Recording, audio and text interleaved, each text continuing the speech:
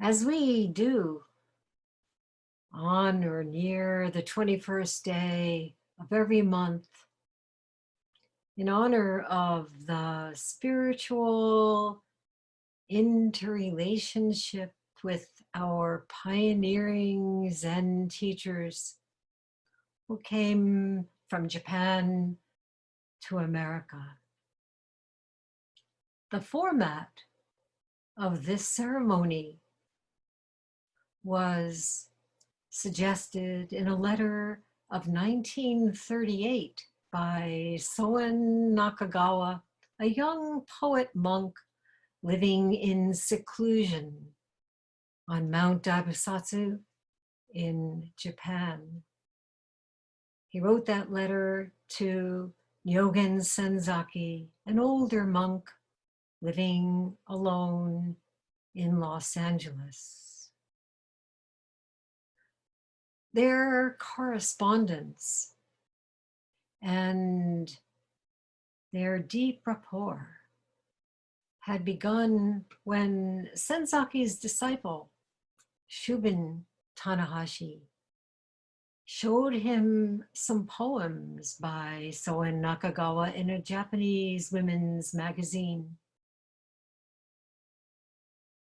Separated by the Pacific Ocean during the bellicose years leading up to the Second World War,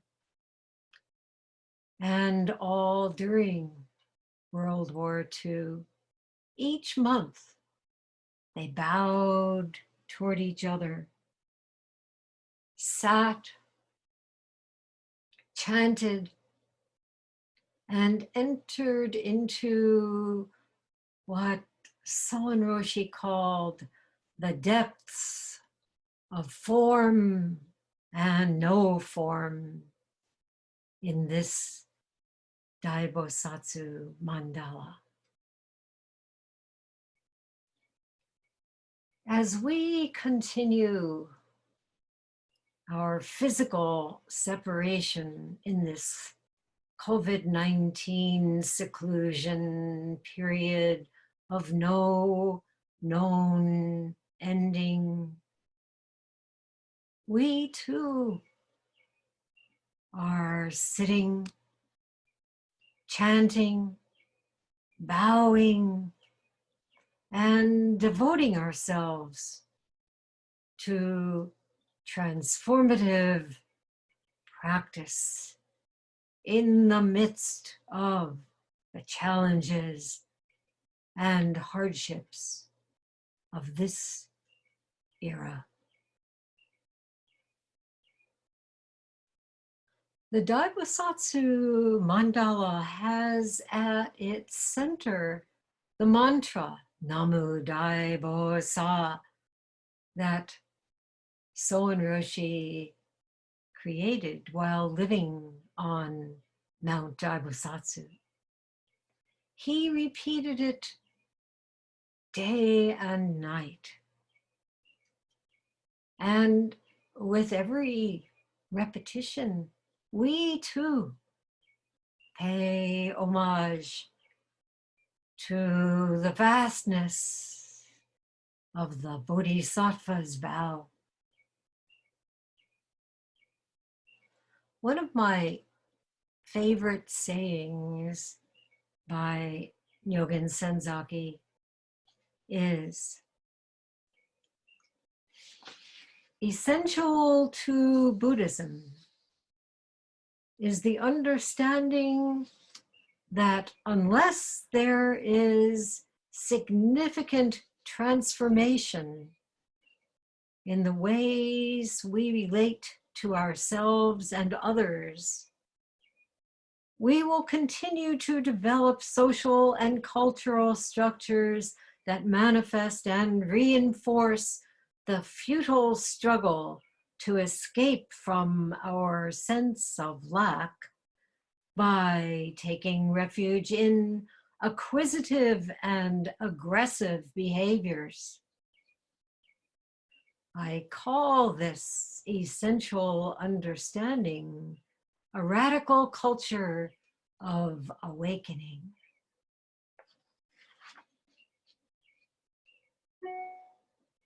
A radical culture of awakening.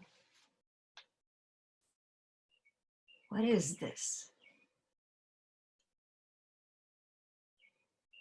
This requires us to face our circumstances squarely.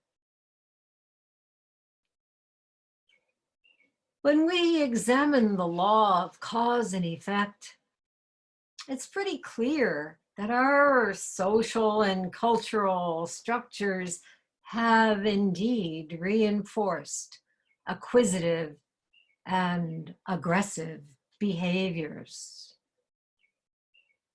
resulting in a climate crisis that has brought new diseases, among many other disasters. You know, it seems to take something pretty drastic to alter our behaviors. Yesterday was Earth Day, initiated 50 years ago. With humans in lockdown, the Earth is having a respite. We're in the zoo.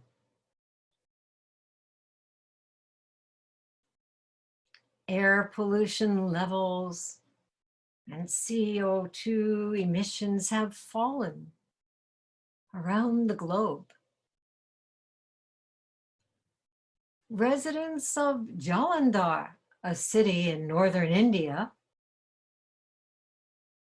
can now see what has been hidden for decades. The snow-capped Himalayan peaks more than 100 miles away. Wildlife is dancing in the streets. Coyotes wander along downtown Chicago's Michigan Avenue and near San Francisco's Golden Gate Bridge. A puma roams the streets of Santiago, Chile. Goats have taken over a town in Wales. In India, monkeys are entering homes and opening refrigerators to look for food. In Adelaide, Australia, kangaroos hop through a mostly empty downtown. And a pack of jackals has taken over an urban park in Tel Aviv, Israel.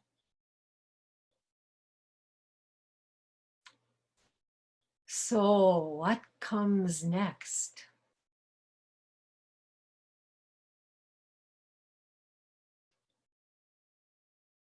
We have an economic crisis that rivals the Great Depression.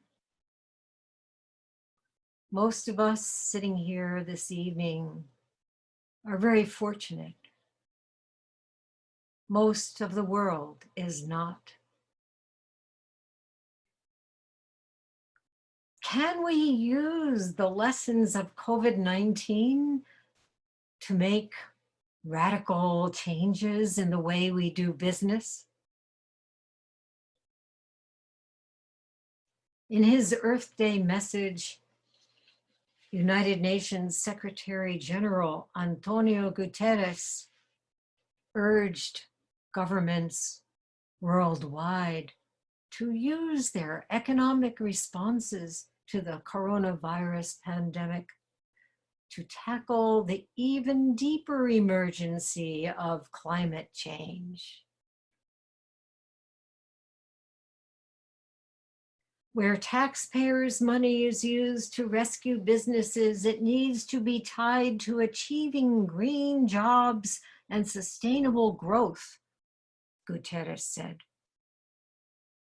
public funds should be used to invest in the future, not the past, and flow to projects that help the environment and the climate.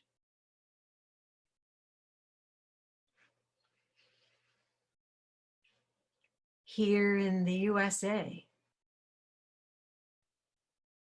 will we see a return to the insupportable structures that reinforce all those acquisitive and aggressive behaviors, as Senzaki put it, to deadly effect?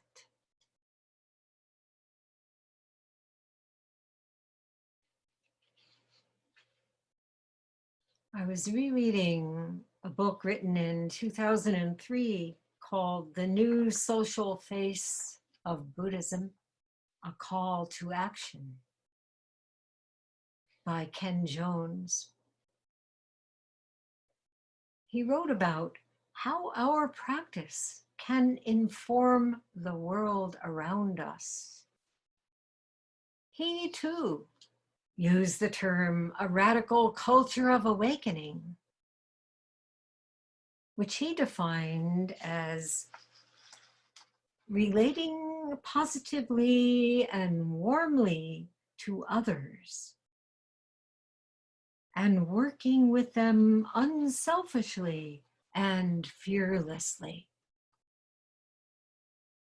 which, he said, means understanding and diminishing the urge to secure ourselves.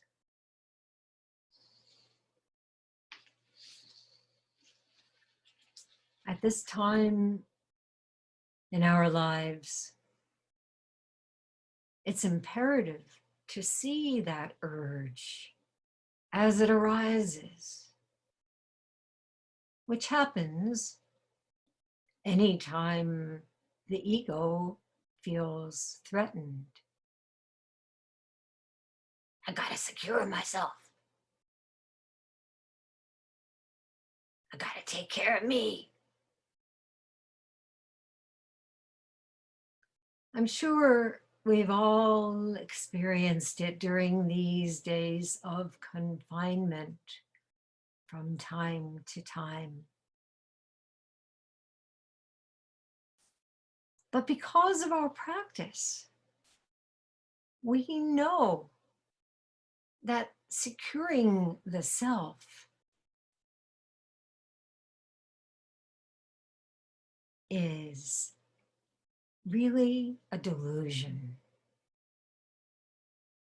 Nothing can be secured. What self? Everything is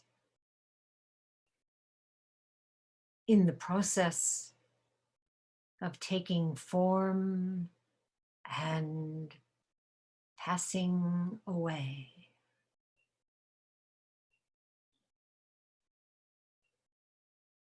It doesn't help, though, to berate ourselves when we notice that urge, when such delusions seem so real. What's needed is what Ken Jones said, warmth and understanding.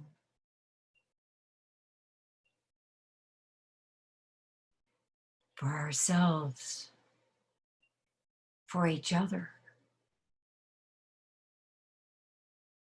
for all the fears and insecurities we've been carrying with us from many, many, many lifetimes. So, returning to the breath, allowing the contracted heart to relax and expand. Can you feel that right here, right now? Ah,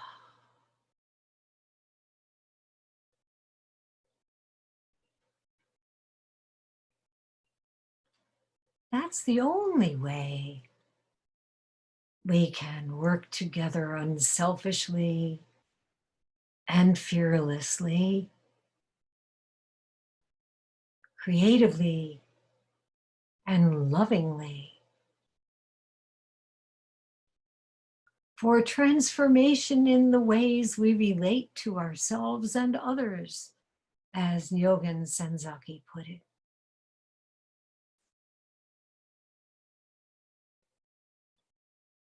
It's so crucial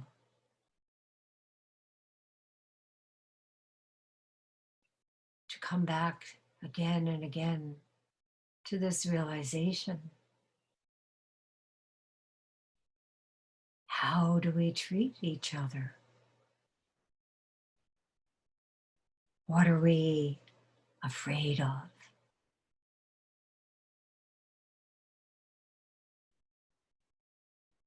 The radical culture of awakening is none other than the mandala of our own lives. To respect, uphold, and actualize this mandala is our life's work.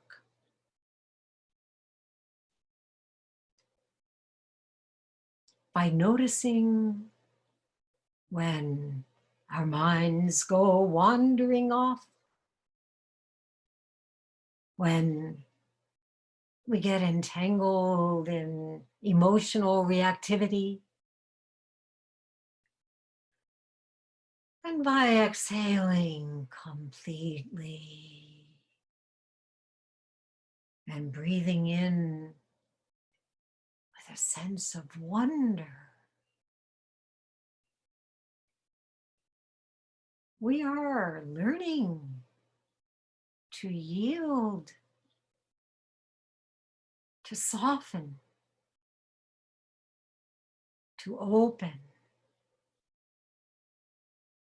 to manifest the great Bodhisattva mandala that includes all beings.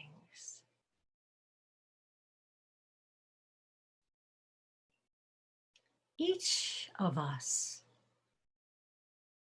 is a ray, a beam, a thread, an integral part of this mandala. And just as with strands of DNA, each of us is the whole of it.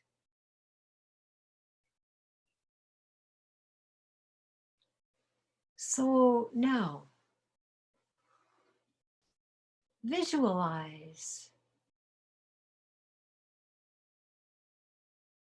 a beautiful mandala of Buddhas and Bodhisattvas. If you wish, you can look at the screen. This is it. Or you may close your eyes and see these Buddhas and Bodhisattvas radiating out from a central being of light.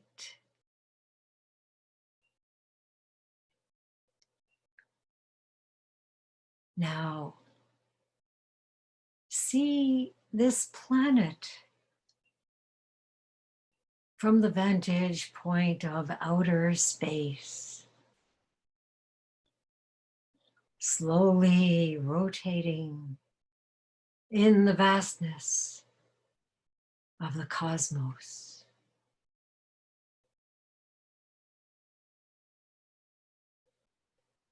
You're on it.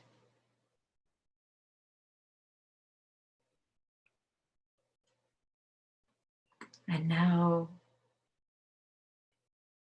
receive this breath fully. Experience it.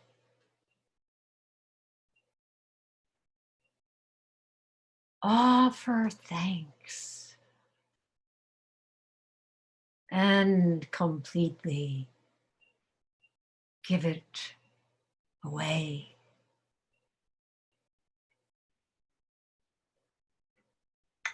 Offering, receiving, receiving, offering. This is Namu Dai Bo Sa.